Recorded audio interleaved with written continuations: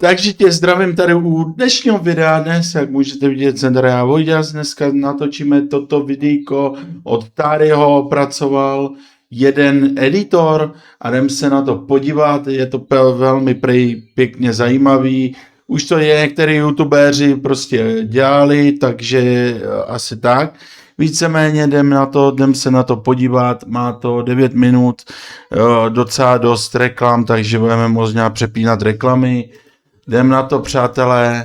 No ako som sa dostal z toho najmenšieho na jedného z najväčších, aká je moja skúsenosť starým, koľko mi platí a či je naozaj v realite taký ako na videách? No, to sa dozvieš v dnešnom videu.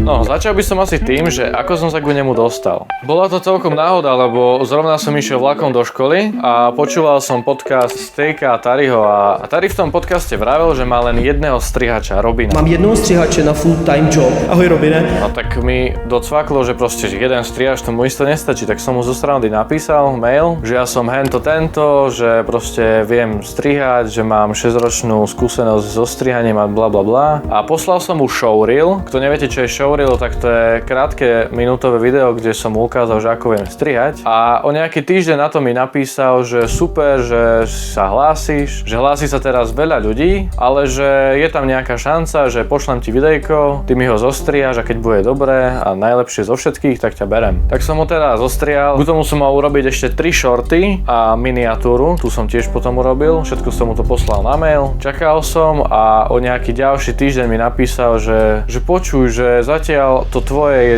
najlepšie z tých všetkých. A ja som normálne tyko, že to fakt? Tak to bol pre mňa fakt brutál, akože to si fakt cením, že ma vybral. Tary.cz, to bylo dobrý teda, to byl jeho asi první kanál. To je dobrý.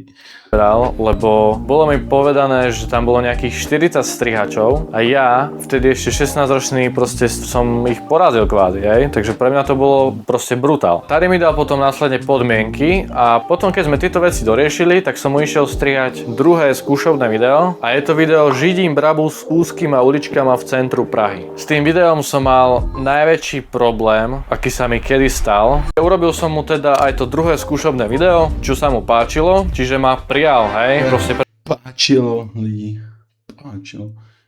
Pre mňa to bolo super, že proste Tary ma prijal, hej. Dal mi prístup na kanál a išli sme bomby. Jedno video, také klasické, mi trvalo zostriať okolo 10-15, ten Brabus mi trval zostriať 20 hodín, hej. Čiže to bolo pre mňa dosť náročné, keďže chodím do školy stále, hej, ale nejak som to zvládal. A zatiaľ, čo som strihal tie 1-2 videjka za týždeň cez školu, tak som zistil, že to proste nestíham niekedy, hej, a že Jasně. naozaj ani ja, Když jdeš do školy, tak to nemůžeš jasně, že to úplně stíhat. ani Robin to nevieme zvládať dvaja a predtým stačí iba Robin. Ale z nejakého dôvodu Tary začal vydávať jedno video za deň a tak sme zaňali ďalších strihačov, až sa nabrali nejakí 5, čiže sme boli v týme 7. No z tých 7 strihačov som mal najviac failov asi ja. Neviem, či to je kvôli môjmu veku, že väčšina strihačov mala nad 20-22, alebo len mojou nepozornosťou, no stalo sa. Jeden z tých najväčších failov, čo som si už myslel, že ma vyhodí a vôbec nepríjme, bolo pri tom videu s Brabusom. Už som mal doslova všetko zmyslo, pozrel som si autosave. V autosave máte ako keby zálohy toho projektu, že každých 5 minút sa vám ukladá v premiérnych zálohách. No všetko zmizlo, tak som kontaktoval Adobe podporu, že nech mi prehľadajú notebook, aby mi to našli, ale ani oni to nenašli, tak som si už povedal, že som v ťahu. Tak som písal Tarymu, on mi normálne ani neveril, ale dal mi druhú šancu, že ho mám zostriať proste ešte raz, no tak som ho zostrial ešte raz. Bolo to ťažké, lebo strihať takým istým štýlom proste to isté video, to je strašná nuda. Ale proste nejak som to zostrihal, poslal som mu to, našťastie sa mu to páčilo a prijal ma, hej, ale bolo to brutál. Väčšinou sa stávali také, že nejaký strihač proste... Já furt mám rimu lidi, omlouvám se. Ale furt něco hledám. Nezabúroval ešpezetku na dobe alebo na aute, hej, to sme mali povinne. Ale mne sa ešte stalo, že pri oprave videa som omylom v Huge efekt natiahol na 1 minútu videa. Čiže vo videu Ariánka objavila náš tajný akvapark, tak v prvých minútach toho videa sú vlastne rôzne Huge efekty v tom videu. Normálne, že dávam sem aj ukážku. Máme tu ručníky, županíče. Že to tady? No a to bol tiež celkom prúser, no z nejakého dôvodu ma stále Tari nechal a ďalej sme pracovali. No a teraz by som sa dostal asi ku tomu, čo vás najviac zaujíma. No, tak to jsem zvědavý. A to je, koľko mi Tari platí. Zo začiatku to mali nejakú určitú sumu. Nemôžem vám asi povedať presnú sumu, no bolo to pre...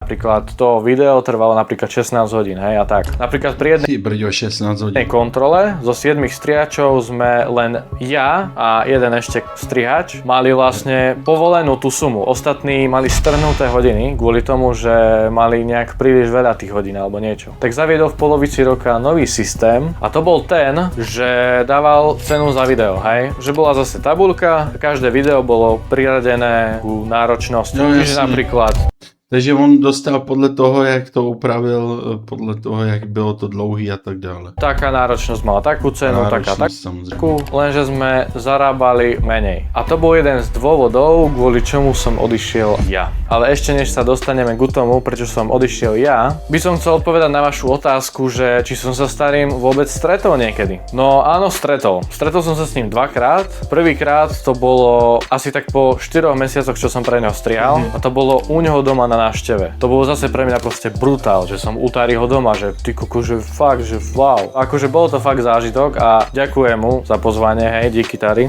A druhýkrát, čo som sa s ním stretol, tak bolo na takom skupinovom výlete so všetkými strihačmi, hej, starým všetkou Je na dobrý, že jako má střihač. kempe Stvožidla sa to volalo. A to bol za mňa úplne super výlet. Docela zajímavý dokument. Hej, pokecali sme, oddychli sme si, hej. A k tomu Tarimu, tak on není v realite taký ako na videách, hej, ako to väčšinou býva. On je úplne, že v pohode. Úplne som s ním v pohode pokecal. Napríklad ja sa teraz zaujímam o akcie, tak som sa ho spýtal na akcie, lebo aj on rieši akcie. Akcie. Tak hej, v pohode sme všetko pokecali, prebrali. V tomto je on akože super, vie sa s ním pokecať. A bola celkom sranda aj vidieť tie deti, keď videli Tariho. Napríklad jedli sme, obedovali sme a zrazu prišiel tábor detí. Prišiel normálne okolo nás, proste skúmali deti, že či to je naozaj Tari, hej, že je to Tari, není.